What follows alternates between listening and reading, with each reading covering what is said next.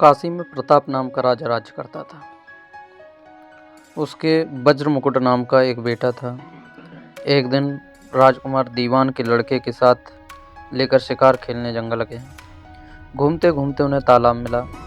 उसके पानी में कमल खिले थे और हंस किलोल कर रहे थे। किनारों पर घने पेड़ थे जिन पर पक्षी चहचहा रहे थे।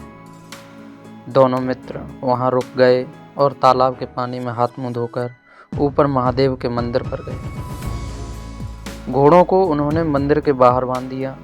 वो मंदिर में दर्शन करके बाहर आए तो देखते क्या है कि तालाब के किनारे राजकुमारी अपनी सहेलियों के साथ स्नान करने आई है। दीवान का लड़का तो वहीं एक पेड़ के नीचे बैठा रहा, पर राजकुमार से न रहा गया।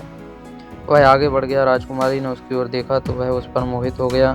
राजकुमारी भी उसकी तरफ देखती रही। फिर उसने किया क्या कि जूड़े से कमल का फूल निकाला, कान में लगाया, दांत से कुतरा, पैर से नीचे दबाया और फिर छाती से लगा अपनी सखियों के साथ चली गई। उसके जाने पर राजकुमार निराश हो अपने मित्र के पास आया और सब हाल सुनाकर बोला, मैं इस राजकुमारी के बिना नहीं रह सकता, पर मुझे न तो उसका नाम मालूम है न ठिकाना, वह कैसे मिलेगी। दीवान के लड़के ने कहा, राजकुमार आप इतना घबराए नहीं, वह सब कुछ बता गई है। राजकुमार ने पूछा कैसे। वह बोला, उसने कमल का फूल सिर से उतारकर कानों में लगाया तो उसके बताया कि कर्नाटक की रहने वाली हूँ। दांत से कुतरा तो इसका मतलब था कि दंतवाट राजा की बेटी हूँ। पाँव से दबाने का अर्थ था कि मेरा नाम पद्मावती, और छाती से लगा उसने बताया कि तुम मेरे दिल में बस गए। इतना सुनना था कि राजकुमार खुशी से फूल उठा, बोला, अब मुझे कर्नाटक देश ले चलो। दोनों मित्र वहां से चल दिए। घूमते फिरते सैर करते दोनों कई दिन बाद वहां पहुंचे। राजा के महल के पास गए तो एक बुढ़िया ने अपने द्वार पर बैठी चरखा काटती मिली। उसके पास जाकर दोनों घोड़े से उतर पड़े और बोले, माई हम सौदागर हैं, हमारा सामान पीछे आ रहा है, हमें रहने की थोड़ी जगह दे। उनकी शक्ल सूरत देखकर और बात सुनकर बुढ़िया के मन में ममता उमड़। बोली, बेटा तुम्हारा घर है, जब तक जी में आए रहो। दोनों वहीं ठहर गए। दीवान के बेटे ने उससे पूछा, माई तुम क्या करती हो? तुम्हारे घर में कौन कौन है? तुम्हारी गुजर कैसे होती है? बुढ़िया ने जवाब दिया, बेटा मेरा एक बेटा है जो राजा की चाकरी में है। मैं राजा की बेटी पद्मावती की धाय थी। बूढ़ी हो जाने से अब घर में रहती हूँ।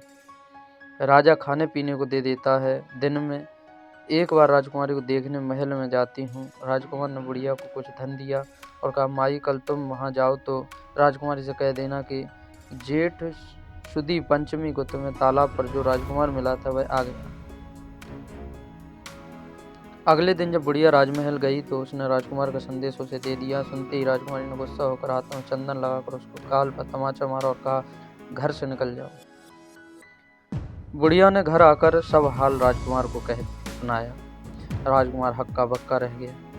तब उसके मित्र ने कहा, राजकुमार आप घबराए नहीं, उसकी बातों को समझें। उसने देशों उंगलियां सफ़ेद चंदन में मारी। उससे उसका मतलब यह है कि अभी 10 रोज चांदनी के हैं। उनके बीतने पर मैं अंधेरी रात में निकलूँ। 10 दिन के बाद बुढ़िया ने फिर राजकुमार को खबर दी तो वह इस बार केसर के रंग में 3 उंगलियां डुबोकर उसके मुंह पर मारी और कहा, भाग यहाँ से। बुढ़िया ने आकर सारी बात सुना दी। राजकुमार शोक से व्याकुल हो गया। दीवान के लड़के ने समझाया, इसमें हैरान होने की क्या बात है? उसने कहा है कि मुझे मासिक धर्म हो रहा है, 3 दिन और ठहरो। 3 दिन बीतने पर बुढ़िया ने फिर कहा वहां पहुंची। इस बार राजकुमारी ने उसे फटकार कर पश्चिम की खिड़की से बाहर निकाल दिया। आज राजकुमार को बता दिया। सुनकर दीवान का लड़का बोला, मित्र उसने आज रात को तुम्हें बस उस खिड़की की राह बुलाया। मारे खुशी के राजकुमार उछल पड़ा। समय आने पर उसने बुढ़िया की पोशाक पहनी, इत्र लगाया, हथियार बांधे। दोपहर रात बीतने पर वह महल में जा पहुंचा और खिड़की से होकर अंदर पहुंच गया। राजकुमारी वहां तैयार खड़ी थी। वह उसे भीतर ले गई। अंदर के हाल में देखकर राजकुमारी की आंखें खुल गईं। एक से बढ़कर एक चीजें थीं। रात भर राजकुमार राजकुमारी के साथ रहा। जैसे ही दिन निकले तो आया कि राजकुमारी ने राजकुमार को छिपा दिया और रात होने पर फिर बाहर निकाल लिया। इस तरह कई दिन बीत गए। अचानक एक दिन राजकुमार को अपने मित्र की याद आई। चिंता हुई कि पता नहीं उसका क्या हुआ होगा।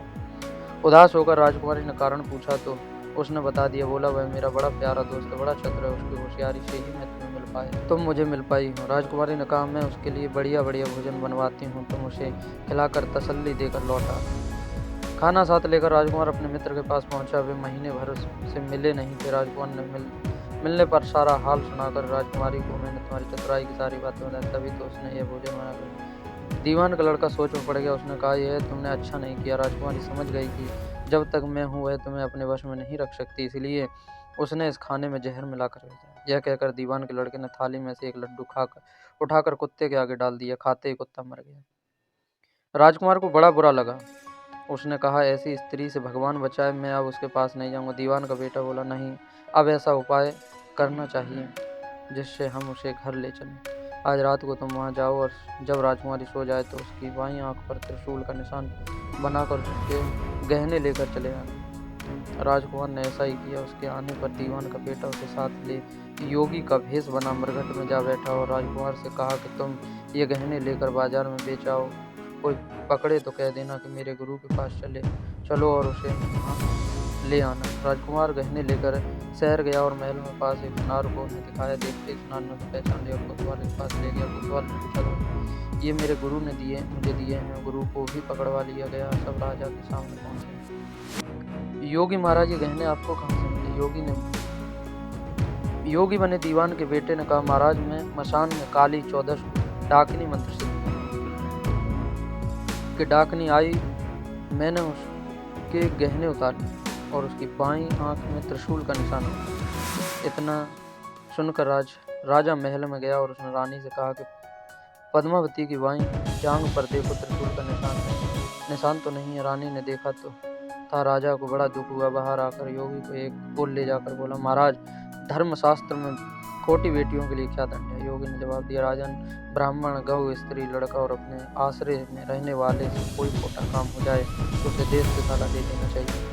यह सुनकर राजा ने पद्मावती को डोली में बिठाकर जंगल में छुड़वा दिया। राजकुमार और दीवान का बेटा तो ताक में बैठे ही थे। राजकुमारी को अकेली पाकर साथ ले अपने नगर में लौट आए और आनंद से रहने लगे। इतनी बात सुनकर बेताल बोला, राजन, यह बताओ कि पाप किसको लगा? राजा ने कहा, पाप तो राजा को लगा। दीवान के बेटे ने तो अपने स्वामी का काम किया। कोतवाल ने राजा को कहना माना और राजकुमार ने अपना मनोरथ सिद्ध किया। राजा ने पाप किया जो बिना विचारे